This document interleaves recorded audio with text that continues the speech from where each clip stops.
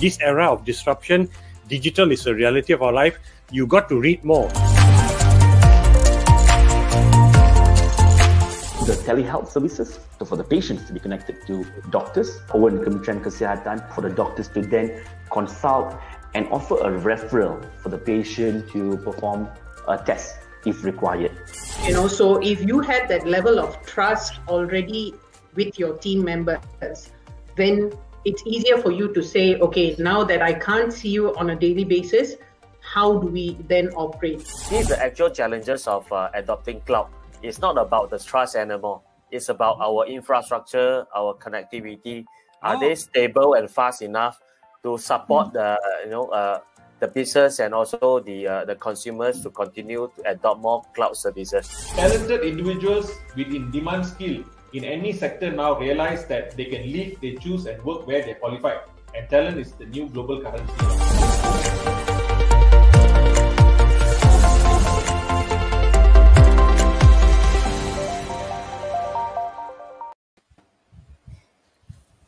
Hi, and welcome to a special edition of Top in Tech in conjunction with International Women's Day. We bring together some very, very highly recommended experts, women involved in technology, and I'm sure we'll have a great session today. I'm going to hand it over to our moderator, Jez, and we hope you enjoy the show going ahead, brought to you by Malaysiakini, Kini Events, Scale Up Malaysia, and Digital News Asia. Over to you, Jess. Thank you so much, Prem. Hi, everyone. My name is Jezamine, and I am the co-founder of Recommend Group. We operate Recommend.my in Malaysia, which is a platform for on-demand home and property services. We allow customers to book thousands of cleaners, aircon service repairmen, electricians, even renovation contractors on our platform. So, women in tech. Statistics have shown that, in universities and at career entry levels, there are equal number of men and women. However, women are still poorly represented in the tech industry. And as you look further and further up the tech industry ladder, it gets harder and harder to find women in leadership positions. So today, the organizers have selected 3 really powerful women to tell us more about their careers in tech and what they had to go through in order to be at the pinnacle of their careers. I'll let them introduce themselves, but here with us, we have Dzuleira Bakar, the CEO of Magic, and before that, Cradle Seed Ventures. We have Fayza Amin, a board member of Cradle, and she was also previously the managing director of HP in Malaysia, and Dr. Jezamine Iskander, the CEO of Cell Biopeutics, which is in the business of stem cells and tissue engineering. Dr. Jezamine was also the Women and Girls in Science icon for 2019. I'll let the 3 of them introduce themselves in 1 minute, starting from Zu, and then Fayza, and then Dr. Jezamine. Please start. Hi, Jezamine. Hi, Fayza, and hi, Dr. Jezamine. And hi to all you ladies out there. My name is Dzuleira, as Jezamine just introduced. I am the CEO of Magic, the Malaysian Global Innovation and Creativity Center. But before that, I'd like to take this opportunity to wish every woman out there happy International Women's Day. I think we are here today celebrating that, and I say this, that it shouldn't be a day of celebration. It should be a year-long and a lifelong of celebration of what we are and what we stand for. So again, thank you for giving me this opportunity to be with 2 wonderful brilliant women on this platform here today. And Jezamine, I think the interesting thing is that we all know each other in one way or the other. We are friends, and we've met each other within the sort of the tech ecosystem. And I was just joking earlier, it is a small world because we certainly need more women in tech. So the world of women becomes bigger in tech. Yeah. So I think well, that's pretty much what I do right now. I've had a long, I wouldn't say long, I had a meaningful journey in technology, and in my corporate career, I've worked for close to about 17, 18 years right now. I'm not so much a dinosaur yet, but I think long enough. I've seen through various careers. I've worked in the private sector, I've worked with the government, and I am back to government now. So I've been in and out. It's been very rewarding. I've also been in a position where I've been the only a woman in the meeting room. I still am, actually. I still am sometimes. So I really welcome more women, to get into this space. And I say the same thing to my team as well. But I think, having said that, things have progressed tremendously ever since I started working about, like I said, 17, 18 years ago. We've seen more women come into tech. We've seen more women in the corporate sector, and I hope the number continues to increase from here. Yeah. And again, as far as my career is concerned, I've been an investor myself. I've worked with startups. I've worked with amazing, talented female founders, entrepreneurs. Jezamine, one of them. I think female founders have a very sort of unspoken resilience to them, which I think is brilliant. And I call out to many more out there to come out and shine, really. So yeah, I've been an investor. I've worked with a lot of entrepreneurs. I've been in the corporate sector. I've worked in private equity. I've also worked in the sort of the non-profit space for a bit. And the trends seem to be the same. Yeah, we have very strong, very capable women, but we need more. We definitely need more. So I think that's all I have to say from my part. I'll pass on to Fayza and Jezamine. Thanks so much. Thanks, Dzuleira. Over to you, Fayza. Would you like to introduce yourself? Yeah, sure. Hi, I'm Fayza. First of all, happy International Women's Day. Thank you, Malaysiakini and all its cohorts for making this happen. It's a very, very interesting topic. Honestly, it's been there for almost a decade in Malaysia, talking about it, and still very relevant. So just very little bit about me. I now sit in the board of Cradle. Previously, I was the managing director of HP. But of all my career in technology, I think the most challenging days were when I was in Telecom Malaysia, and also when I was, for a short while, I was in another technology group. My career highlight includes being a member of a pioneer team that built Malaysia's internet. I mean, the very first internet. So I guess that makes me one of the dinosaurs in industry. And then after that, we went on into, Malaysia actually built the first infrastructure for Saudi first smart city in Madinah. So I led that team too. And then came back to Malaysia, built the first digital twin manufacturing for plane engine in collaboration with Rolls-Royce. So those are the things the colorful things I went through in my career.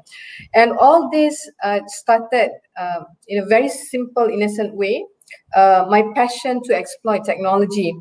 You see, I love coding. That's what everybody call it today. It's sexy to say coding, but those days we call it programming. I love programming. At the same time, I love to break things and then fix it again. So I love to see what happens when you break and you fix it again. Then because of that, I dabbled into what you call today as hacking.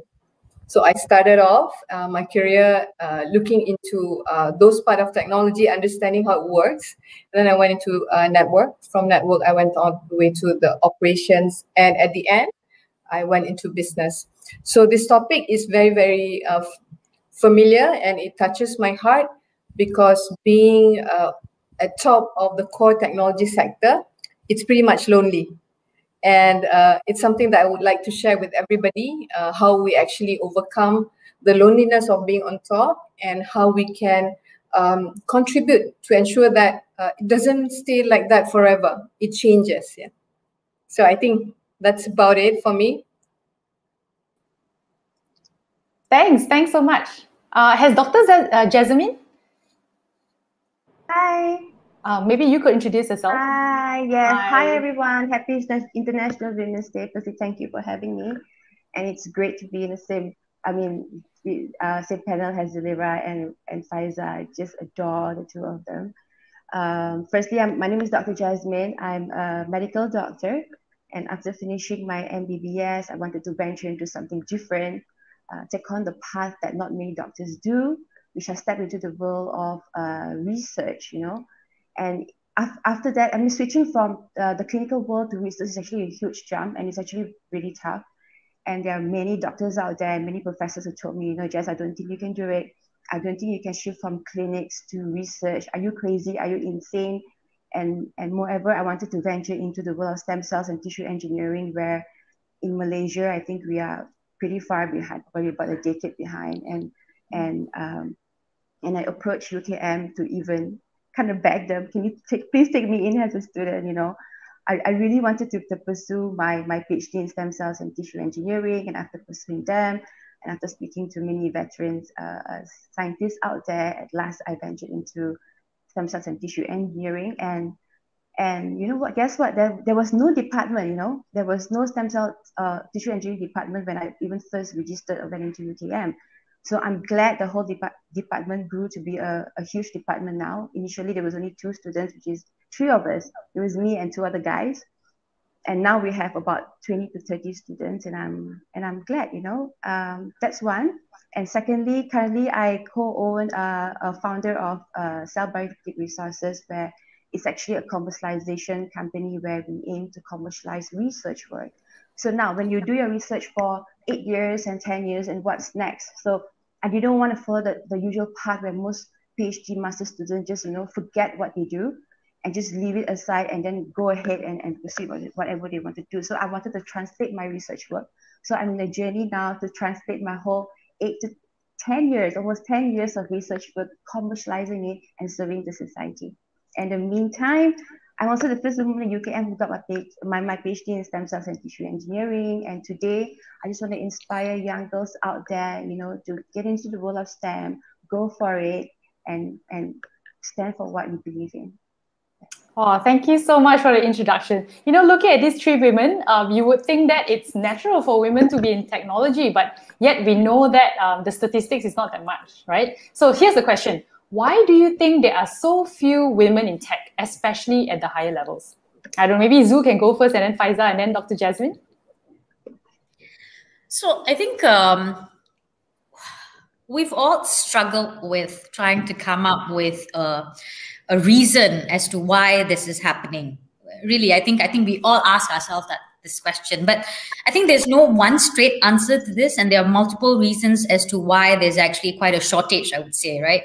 And as you rightly mentioned earlier, even in our universities, we actually have a sufficient amount or enough talent who are women and doing STEM, right? STIE.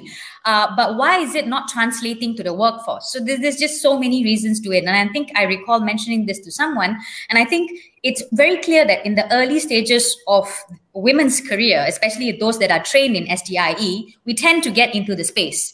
But for one reason or the other, somehow we drop out of it. And I think there are multiple reasons to it, as I've mentioned. It could be it could be really gender biases that they face at work. Because you see, technically, a technical field or being in technology, as I mentioned earlier, you always end up the only woman in the room, only woman in the department, only woman in the whole company sometimes, right? Sometimes that can be intimidating for some women, right? Not because they don't have the courage to do so, because the environment in itself does not allow it to be conducive for women, right? So I think it's also a function of environment, but other reasons I think come to play as well. Sometimes you don't have the right support system as you grow, as you progress in your career and you progress in your life, you start having families, and I believe, and I'm a strong believer of having a strong support system as a woman, right? Because we multitask very, very well, which means we do a lot of things concurrently. And at the same time, we need to manage families, right? Somehow, culturally and socially, the responsibility somehow falls on the women to ensure that the family is intact and, things work in order. But at the same time, we also want to pursue our careers. So I think it's very important to have a strong support system. So I think it's a combination of multiple things. But I think for those who can sort of design the path accordingly, It is great. But for some people, I think it's by sheer luck. I've just been lucky. I've had amazing bosses who were male, who were just pushing me to the forefront and say that, look, you thought that I could do more than what I thought I could, right? They believed in me more than I believed in myself, right? So I think it's very important to have your opposite gender believe in you as well, right? You need that. So this entire infrastructure needs to be there. You have your support system, you have your opposite gender, you have your workplace. It's actually a combination of a lot of things to keep women in the workforce. And I think we have to continue to emphasize that it's important to keep women in the workforce. Got it. Right? So you're saying that, to kind of summarize, it's because, when they enter the company, they realize that, all my interviewers are male, and then they look around and say it's like mostly male. So you think that maybe it scares off them off a little bit. And then your second point around, as they are progressing in their tech career, perhaps the support kind of falls off, and then, you take a few years out from tech and you come in and you realize that, oh, wow, the entire tech world has changed, right? So, really great points from you, yeah. That intimidates you further. The fact that you have left things behind and you have a lot more to catch up would be intimidating. Yeah. So again, there are multiple reasons to it. Okay. What do you think, Fayza? Would you agree? Okay. I totally agree with Dzuleira. I'm going to take on a point with some statistics, right? The world today, in terms of women in the industry, in the tech industry, top position, that's only about 20%. In countries, I think they did a study of about 51 countries, only 20%. And then I take it a step lower, just general population of women in technology industry, not in top position. Let's take companies that we're very familiar with, Amazon, Apple, Facebook, Google, and YouTube. General population, male 70% plus, and women 30% or less. So that's the reality of today's world. Now I'm gonna personalize it with what I've gone through in my life, right? So I remember the days that I started in my career in technology industry. So the biggest challenge that I have, or rather the biggest adventure at the same time, is climbing up the corporate ladder. So at those times, when I was young, when I was ready and I had a lot of guts, I was ready to climb up. And guess what? When I look around, there's basically not enough space for me. It's pretty much filled up. You have, male-dominated situation where the top management are mostly male, the areas that I'm in. So they usually have their own proteges. They have the people that they've handpicked or earmarked to take over their place. So there I was.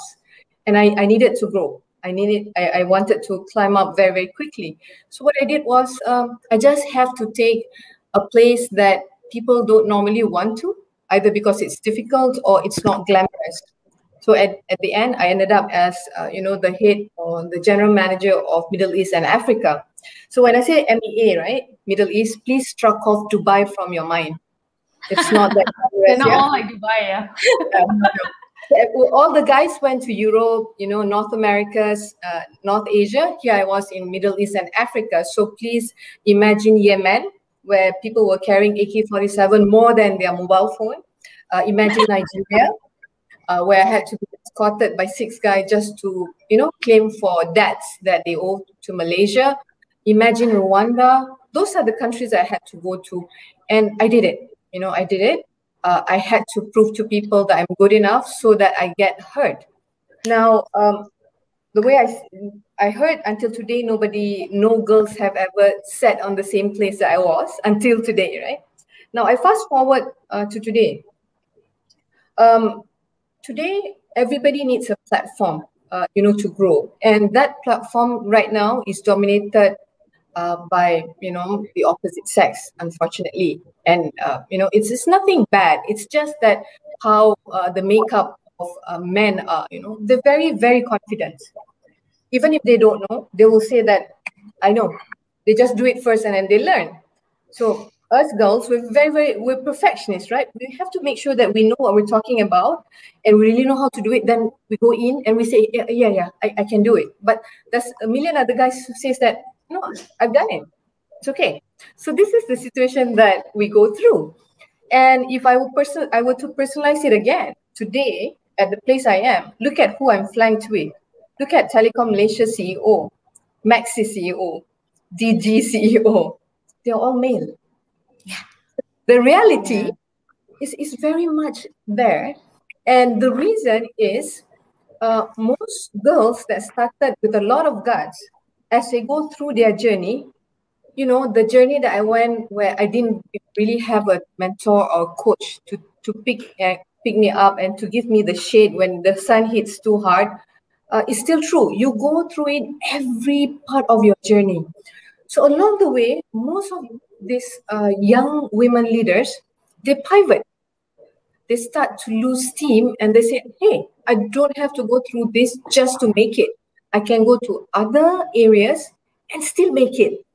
You know, this is too difficult. So that's what I have faced. And when I take mentees, you know, people that I want to mentor, coach, majority of them change their mind. So 3 things are very important. Confidence. When you are in a room full of people that's not one of you. You know, you can't have a secret talk or boys talk. So you have to have a credential bigger than the Mount Everest. So you have something to talk about. Second, to be visible. Because there's so many of them. If you're not tall, you wear high heels to make sure that, hey, I'm here. You know, I like that. yeah, I'm still doing it at 5'7". I still have to wear heels to make sure, hello, I'm here. Do listen to me. And I'm on stage, I'm on stage. Imagine me at 5'3". Yeah. So, and the third one is when you speak, right? You just have to make sure that when you speak and when this guy, sometimes it's just their attention span is very low, right? When they turn or they show a little bit of disinterest, you don't give up. You continue to speak, right? Yeah. So these are the challenges. And that's why I think there's a different breed that actually makes it on top of the tech industry today. And you know, this different breed, which is a minority today, has to be able to structure a way and approach for younger generations to take this path and not to face the same challenge that, you know, Dzuleira, Dr. Jez and I faced, you know, in the past. No, absolutely. Oh, what I found was interesting as well that they sent you to the most male-dominated industries, like, you know, in the Middle East and Africa. It's really no joke at all, but so glad that you're able to trailblaze like that. They didn't send me. I put up my hand because nobody wanted it. Everybody said that they want to go to North America and be based in San Francisco, Europe to be based in London. I go like, okay, I do Middle East and Africa. Nobody wants it. No, that's really great. To put the hands up. I know, it's doubly hard because, you know, those are those kind of, places as well. Dr. Jezamine, I'm sure, like, you know, you've got your fair share of stories as well. Tell us, how was it like for you? I just want to share my personal experience here. When I registered for my master's, I was so adamant that I wanted to continue my studies, you know, and to make it up there. And people who interviewed me, obviously professor, males and all, and they were like, you just got married. Do you think you can continue? Do you think you can sustain? Your husband's going to ask you to go back early. Is he understanding? So these are the questions that pops into their head rather than the ability for me to perform. So I felt, of course, very intimidated. And I told them, you know what, give me a probation for probably 6 to 9 months. I'll prove you that I'm committed to what I tell you that I'm committed to, which I was given a chance, of course. But along the way, I had 3 kids in my whole PhD journey. So whenever I go for my confinement, whenever to go to deliver my kids, and I realized that the guys around me were like, she's not going to come back. Or Dr. Jess is just going to give up and she's not going to continue. And you know, so I felt, number one, what's really important here is your support system. The person that you go back to, your husband, the person who's supporting you. Because for me, after having kids, it was actually really tough to continue what I want to do. But I made sure that I'm actually committed, you know, to my initial declaration that I have to complete this, regardless of how many kids I have along the journey. And bear in mind, I was actually ridiculed for having kids in my whole journey to even, you know, my PhD journey. And I remember in the meeting, majority males, of course, and they were like, I think, Dr. Jess, you should stop producing babies. You should start producing journals instead. And I told them that's not fair because I want to have kids too, And if this whole journey is going to take me 8 to 10 years to complete, and when am I going to have a family, right? So yeah, so I think a good support system is very important, very, very important. You have to explain to your spouse, tell him what are your goals, what do you want to achieve, and he would be literally your punching bag, the person you talk to at night, the person that you literally your best friend. So it can be a very lonely journey. It's very lonely, trust me, it's lonely, but there are ways to overcome it. This is really interesting, actually. You know, some of what you ladies are telling me reminds me about my experience fundraising as well. So I run a startup, right? So, you know, we were always pitching for funding at certain points. There was one time that we were very, very close to the funding, and I was also very, very close to giving birth. So I remember selecting clothes so that the investors couldn't see that I was pregnant, because I was afraid that they would ask me, would I take like 6 months, 3 years away from work right before I came back, and what would happen to my team? Notwithstanding the fact that I have co-founders as well. And so I remember, you know, the day after I gave birth, I was literally in the hospital shouting at people over Zoom. Actually, it wasn't Zoom at the time, but it was like, you know, call at the time. And the nurses will come in with their I don't know, lots of things like, you know, the bag hanging on the thing and all the needles and all that. I say, hey, later. And then they're like, you know, tak pernah nampak lah orang macam ni. And the main IC, I think, the investment committee, was 1 week after I gave birth. And I remember thinking at the time, wow, you know, these men really think that I can come back after 6 days, you know, and do an IC meeting on the 7th day. So this is... You know what, Jess? I wasn't even given a confinement leave, you know. That was the worst part. I was told you could come back probably one week after birth, and I was cesarean section. So I'm like, but you know what? I came back after 2 weeks. I told him, you know what? I bengkong also I come back. Yeah, I should come back with all the balut, right? And say like, oh, can you help me? Tarik sikit. Oh, this is really interesting. And these are challenges that only women will go through, right? You tell that to the men, they're like, oh, I don't get it. You know, why it's so hard, right? So you know, maybe we can start with Dr. Jezamine first. What would be your hugest or the highest achievement in your career so far, and you know, what would your greatest challenge be? Okay, sorry, repeat the question again. Your line kind of breaking. Sorry, what would you say is your greatest achievement in your tech career so far, and what was the greatest challenges, in achieving that? I think firstly, completing my whole PhD was a big achievement to me, and having 3 kids along the way. And when I completed, my older boy was already about 5 years old. And I remember having my little baby in my graduation day. I think that achieving that was, for me, it's a huge achievement. It was unbelievable. Even enrolling the superiors to even take me in to work into a new research area was a very big thing. And I'm glad it has evolved to become bigger today. And yeah, that was one thing. And today, I've actually even signed a huge tech transfer agreement to even manufacture stem cells here in Malaysia with a very huge company in India. Great. So I love this whole relationship because they are male-dominated company. I have not spoken to any female, none. So literally, I'm the only female they have been contacting and communicating with every day. But I have utmost respect to them because the way how they have treated me, full of respect, and they know that, you know, Jezamine, you are capable. And I wish I could, you know, one day have that team, you know, as an example, because it's incredible. So yeah. So very soon we will have stem cell available to us so that we can all be as amazing as Dr. Mahathir, right? A registered stem cell therapy, yeah. Registered stem cell therapy. Okay, keep note. You guys who want to stay young. And what was your greatest challenge? I mean, apart from being female in a male-dominated industry, what was the one thing you thought like, oh gosh, or one moment you thought, oh, I really want to give up, and what was the turning point, you know? Oops. I think she has... Oh, she's back. Oh, okay.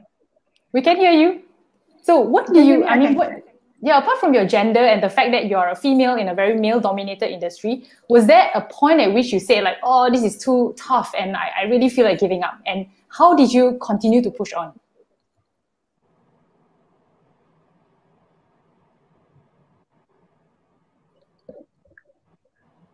Jess, I think that's for you.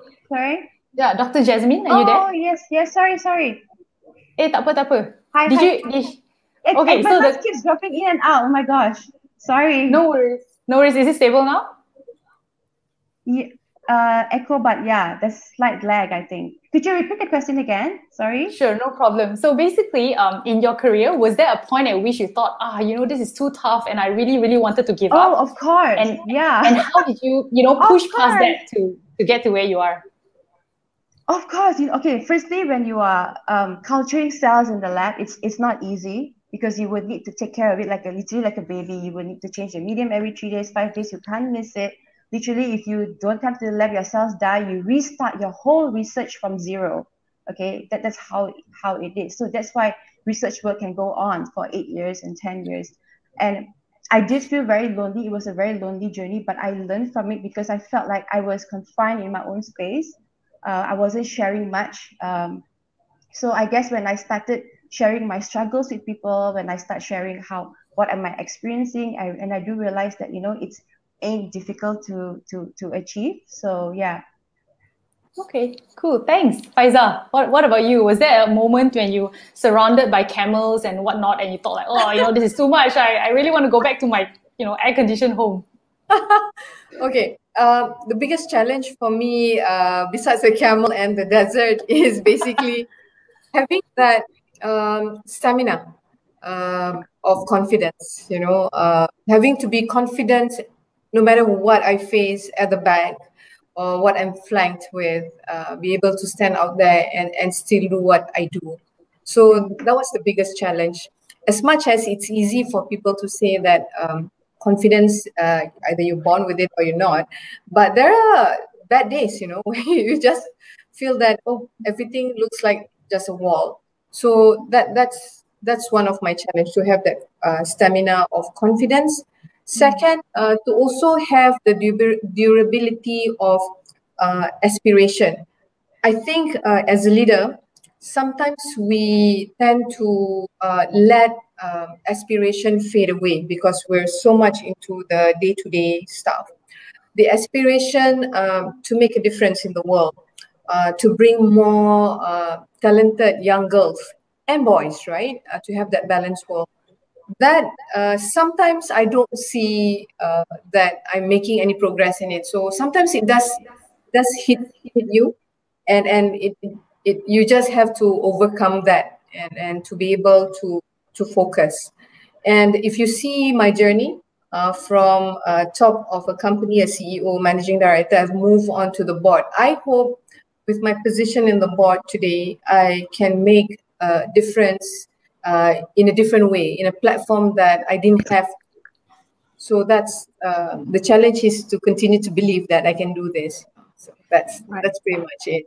Interesting. And in your career, right, was there one person, either like a male or female person, that always believed in you and always tried to pull you up, no matter what you were going through at that moment? Of course. Other than your father and your mother, that's always there, right? I had this very great lady. She now sits in the board of, I think, BSKL, Bursa Saham, and Hong Leong. She used to be the managing director of IBM Malaysia. She was from a different organization than mine, bumped into her in an event, and we started to struck it out. She became somebody that I look up to because she's not tired, She's always pursuing different things and to make a difference. And wherever she goes, she pulls me up with her. So I'm lucky to have that, although it's pretty much a bit late in my journey, but I finally found someone that I look up to. Yeah. It really makes sense. Her name is Chainyu.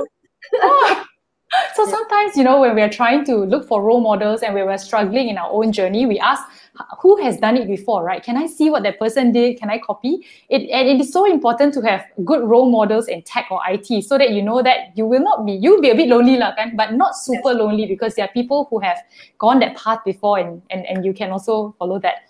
Zu, how about you, Zu? I mean, what about you? I think your career has been quite interesting, starting off right at the beginning of your career. You were super, super deep in tech already, right? Tell me the story. Yeah. Well, it's a little ironic, and I always tell people that I actually got into tech by accident because I was not trained a techie, right? I don't have a technical degree. I did law and I did MBA, so I don't have a technical degree, right? But I got into tech by accident through my first job. So my first job, I was basically working for a company that built satellites, right? We were basically rocket launchers, and it was really a fun job. And I also then realized that I was pretty much the only woman in every meeting that I attended. We had a bunch of female engineers, but they were far and few in between. I think it sort of opened my eyes from that point on that, wow, there are very little women in the tech space, right? And in those early days, it's not like what we have right now. Startups is a very, very new term. Before that, it was really technology, right? It's like hardcore tech. So yeah, there were very little women. So my journey, like I said, it was accidental, and that sort of picked up pace. And I moved on from that company. I moved on into venture capital, which was also in tech, and that sort of set my path in tech. And I realized that I became more and more interested in technology, and that sort of drove me. So it was business and technology. So I guess as far as appreciating what women in technology had to go through, I would say I was quite lucky in the sense that my job was rather in the corporate sphere of it, right? So I wasn't in the labs, I wasn't an engineer, I wasn't exposed to the harsh environments of being an engineer, right? And a technical field, so to speak. So as a woman in corporate, I was kind of shielded in that sense. But of course, I had my fair share of challenges as well. Having to deal with hostile environments, people underestimating you all the time. And always, I think to Fayza's point, you have to constantly be in that position of confidence. And sometimes it's really tiring. It's really tiring. And there was a point in my career where I just like, you know what?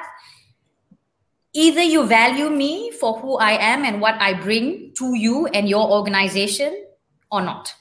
Because I am not going to be someone I'm not. I think that sort of defined my career trajectory for me personally. I saw personal growth in me and the way other people perceived me when I sort of shifted that perspective, right? I no longer cared that I was a woman in the room. I no longer cared that I had to behave in a certain way because I'm a woman. Because that is what society puts on you. That is what the corporate culture puts on you, especially in the early days, right? Especially in the early days, you're supposed to speak a certain way. At least they think you should speak in a certain way. Like it came a point to me, I'm like, no, right? So I think that was, a defining moment for me. And I was also very, very fortunate to have been able to work with wonderful leaders, right? Male, be female, right? So I was really very fortunate. I keep telling people that I have a lot to do. I have not achieved anything really because I think there's just so much to do. And the women before us, women who have actually trailblazed in so many areas have achieved so much. Where I am today or where some of us are today is nothing compared to what they've done. And we've got a lot more to do, right? But I've been very lucky that I have come to where I am. But again, it is really the support. So I had amazing support from bosses, from colleagues, from people who actually made me believe in what I'm meant to do, right? In fact, I think I would go back to a former boss who was also a dear friend. Unfortunately, he tragically passed away a couple of years ago. But he was I think noteworthy in the sense that he was one of the very few personalities in my life who really sort of catapulted my personality, right? He sort of tipped my balance, right, of who I am really. I became more confident as a person because I started believing in what I could do. And it was him really. And he was a male boss, sorry, by the way. It was a male boss, and he sort of identified me for the position because he thought that I could do it. And I think thanks to his trust, I could do a lot more, I could do a lot more, and he was always in support. But he was never. He was like a shadow, so to speak, right? He was like a shadow, so to speak, always ensuring that I received that support. But concurrently, I received a lot of support from all my female leaders and female colleagues and all of that. But I also had my fair share of experiences with female bosses, right? So my journey hasn't been all that great as well. So I've had to deal with female bosses who made my life difficult as well. Right? And I'm sure some of you will go through that. Yeah. Oh my God, that's interesting. So two interesting offshoots from what you were saying, right, Zu? I guess the first one is that obviously male, female bosses, they are a little bit different, and I know that some people do say that female bosses are maybe a little bit more difficult to work with, because I like to believe we have higher standards, but maybe also because we sacrifice a lot more to get to where they are or we are. And therefore, we expect everybody to also, pay the same dues. But maybe let's flip this conversation on its head, right? So the narrative around women, International Women's Day, and all that is all about getting to equal. I think that was last year, right? It was getting to equal. It's always like, how do I do as well as men? And I've always taken a little bit of an offense to that, because I believe that if you're trying to get equal, it is very difficult to get ahead, because you're always using men, so to speak, or men and their careers as a benchmark of what a woman could achieve. And somehow I felt like, alamak, do we really have to be limited by that? So then, the question I'd like to ask the three of you is, in your careers, was there a point at which you thought like, oh wow, I'm so glad that I'm a woman leader? Because I'm a woman leader, I'm able to do certain things or see problems in certain ways that I couldn't have done as a man. And because of that, I feel that being a woman gives me an advantage rather than a disadvantage. Now, anybody can go, the floor is open. I'll just take that. Okay. Yeah. So, yes, the answer to your question, whether there was a point in my career that I just take a look back and I said that, okay, I think where I am today, it's because I'm a woman. And at one point, I do believe in that. And, that is a point where you realize that new things that men usually don't think about because of the stereotyping of experiences or stereotyping of calculation of the probability that is pretty centric on how they see things. When I came on board in a certain situation, I bring a different look at it. At the end of the day, as a woman, you're a mother, you're a sister. That caring bit helps a lot, and therefore actually it can tilt a certain decision or a certain business decision to a certain way. So that was one point of my career. But in terms of benchmarking with a guy, I always believe in this, right? In your life, you don't benchmark against anybody. Keeping up with the Joneses, my mom said, never do that. So I don't do that even at work, right? So it doesn't matter whether you're a girl or you're a boy, right? When you step into your career, you just have to have clarity of the goal that you want to achieve. And then you need to understand the path that you must take in order to achieve that.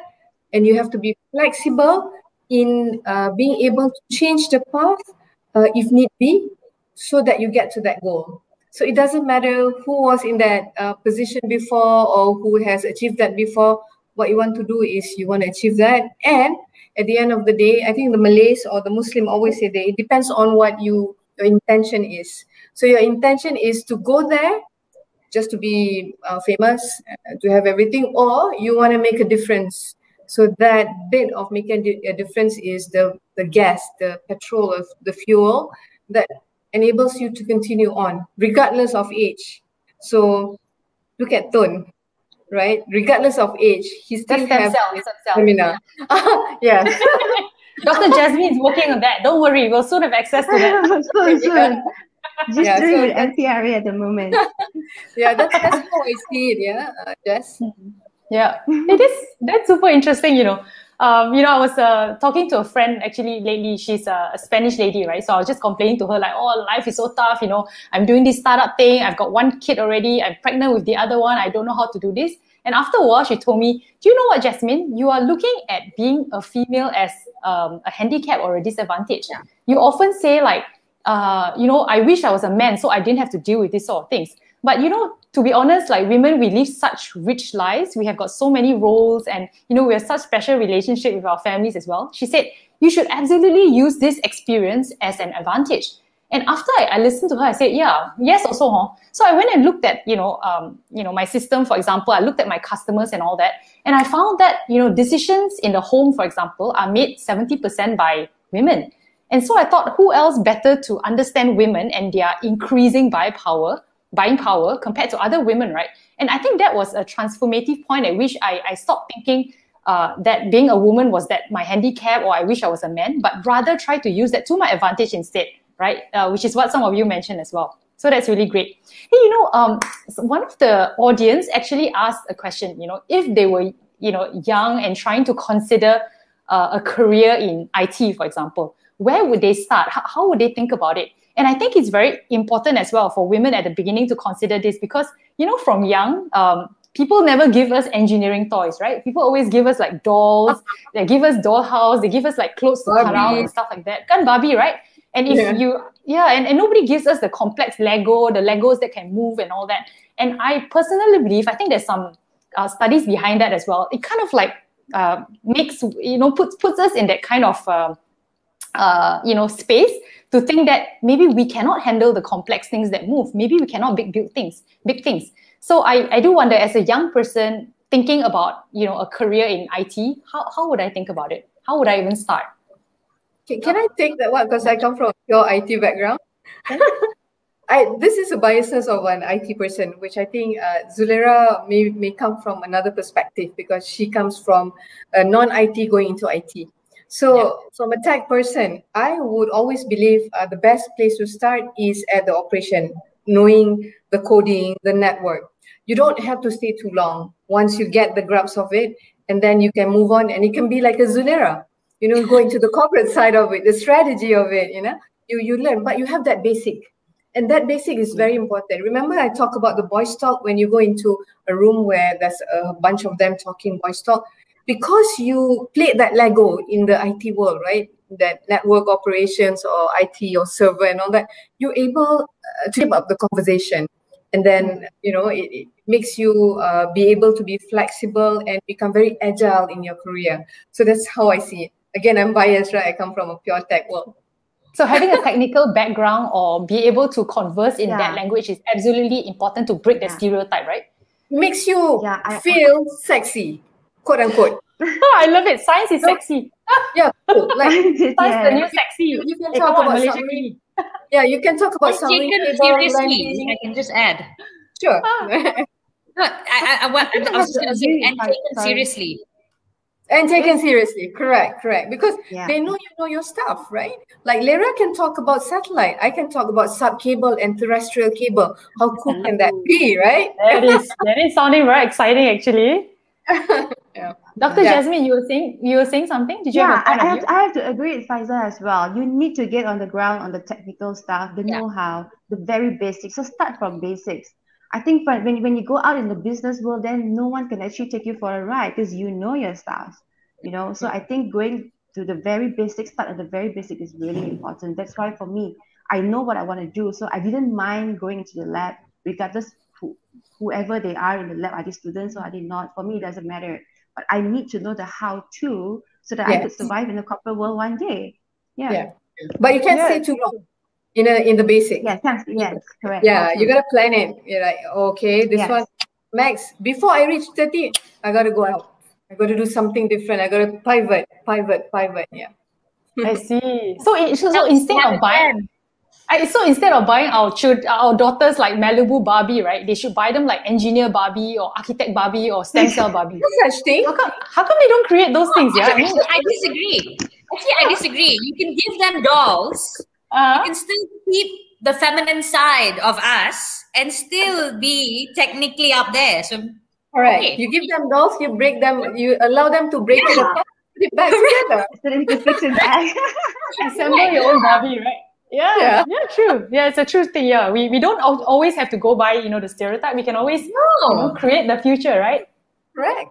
Okay, so we have about 5 minutes left. One word of advice for young girls going into STEM or thinking of going into STEM. What would you say? Well, okay. Well, I think just to also echo what Fayza mentioned just now, it's very important to know your stuff. But again, my message is it's never too late to get into STEM. Right? It's never too late to want to do something which is technology driven. If you are young enough to still get into doing a technical degree, by all means do it. But if you've passed that stage, then it's still not too late, right? It's still not too late. You build, there's just so many ways to learn nowadays. You can learn about absolutely anything. The internet provides you everything you need. There's just multiple courses that you can take on. There are just so many role models out there in tech that you can speak to. They are just, and don't limit it to just the women, right? Speak to everyone you know, right? Speak to everyone you know, expand your circle of role model. But I think more importantly is you need to have the stamina. I think, as I mentioned this early on when I started, I think a lot of the women fall out. We drop off because we don't sometimes have the stamina. And the stamina can be intrinsic. It can come from our environment. So you need to find a way to keep that stamina going because we need more women out there. Absolutely. Dr. Jezamine, what would you say? Oh, Dr. Jezamine, can you include in your stem cell research the ability to give us a lot of stamina? Seriously, I'm expecting the world's problems to be solved by you. Yeah. Confidence. Yes, and confidence as well. Confidence and stamina, please. Thank you. And also share, skin with no wrinkles. Yeah. I just want to share. So the industry that I'm in at the moment, is actually there's actually no regulation by MOH. So it's not regulated. Imagine. So when I'm actually speaking to them, where I'm already in the phase 4, ahead of phase 4 trials. So we are in a stage of negotiation, but in a way, at the end of the day, I'm still a startup. I'm fundraising for a project which is not being regulated. It's actually really tough.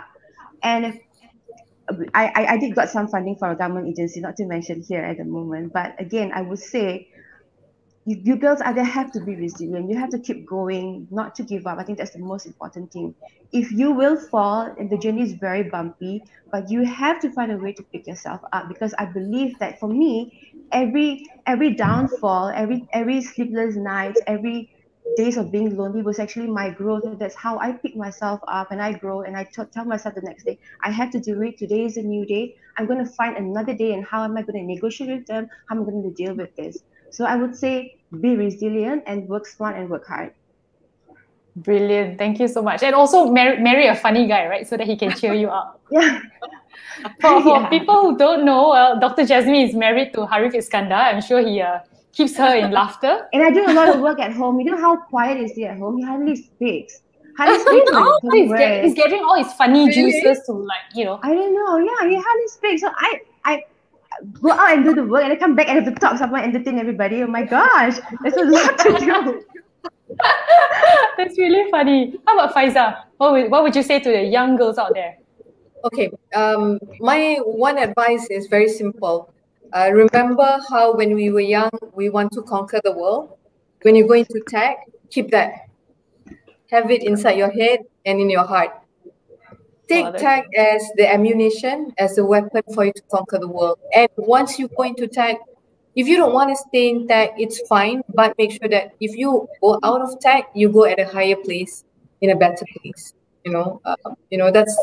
That's how I used to tell them. It's okay because tech is a skill.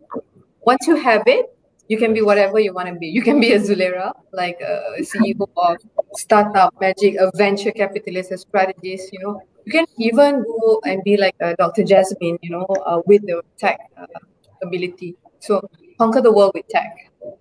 That's really amazing. I found the three of you super, super inspiring. All different models of leadership in technology. And, I think if I take on one kind of lesson from, this session is that it is really possible to do things and go to heights, in technology. I mean, the sacrifices are there, and I think we're all kind of prepared to go through it. We've probably gone through a lot of it already, but that makes us tougher as leaders. And, I'm just so excited to see what the three of you will do.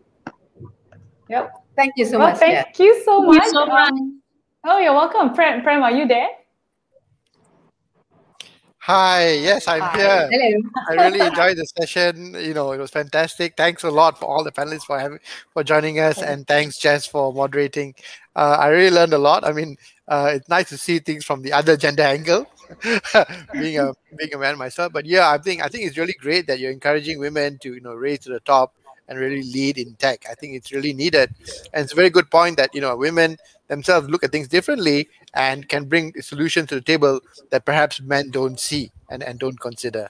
And I think that's a fantastic note to add on. So thank you so much to all our panelists and our moderators for being with us today. And thanks to all our partners, Digital News Asia, Scale Up Malaysiakini Events, and of course Malaysiakini for having this. If you missed part of the episode, it'll be online at Top in Tech.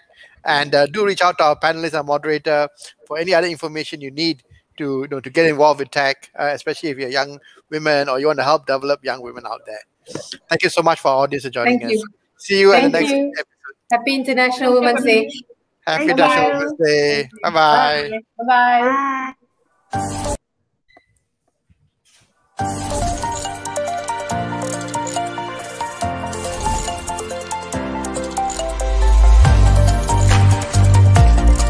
In this era of disruption, digital is a reality of our life.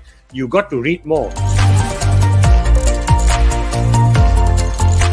The telehealth services for the patients to be connected to doctors, Owen Kementerian Kesihatan, for the doctors to then consult and offer a referral for the patient to perform a test if required.